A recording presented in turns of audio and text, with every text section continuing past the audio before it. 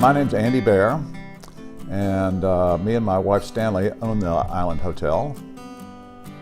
The Island Hotel has been here for so long that it's the focal point for a lot of people in town.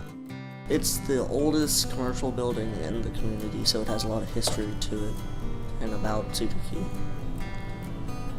The hotel was built in 1859 and was originally a general store, hardware store, and from what I understand, a customs office. And it tied into when the railroad was established here that connected the east coast and west coast of Florida. Right before the Civil War, and the hotel housed both Confederate and Union troops. It was also a fallout shelter during the Cuban Missile Crisis in the 60s. They've faced the problems of going through so many different owners. People still went to the motel and people still going to it, even though it was going through ownership changes, and people were always supportive of the new owners and all that. Miss Bessie Gibbs, the owner before last, actually started the seafood festival that we have yearly.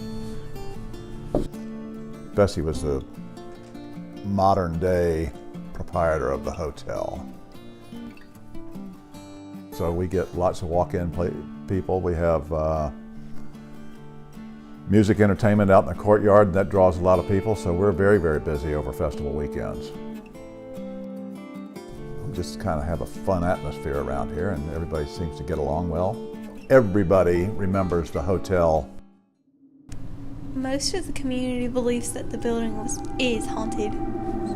Shields woke up to see this apparition. Prior owner, Mr. Simon Feinberg, who owned the hotel back in the 20s, had been poisoned by a manager. There's this one room that Bessie Gibbs actually stayed in, and she used to smoke cigars. People who stay in the hotel and get her room believe that they can smell the cigar smell, and it's Bessie coming to watch over them.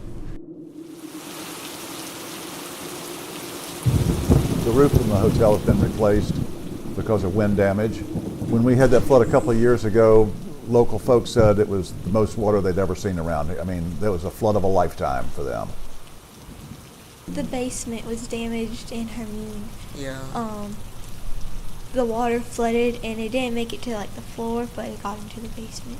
Yeah, slight damage. But We had asked Mr. Andy if he wanted to make any adaptations so that it wouldn't happen again, and he said that he believes that the building has its own history, its own story, that he wouldn't make any adaptations. They just fix everything after the storm. Like I said, if our building ever gets flooded, we're really in a bad shape. Such an old building, and I think it would be rather impossible to, other than some, exterior something to do anything with it. If it were gone, there would be a huge sense of loss in the community, I think. Other places and businesses have come and gone, but the hotel has always been here.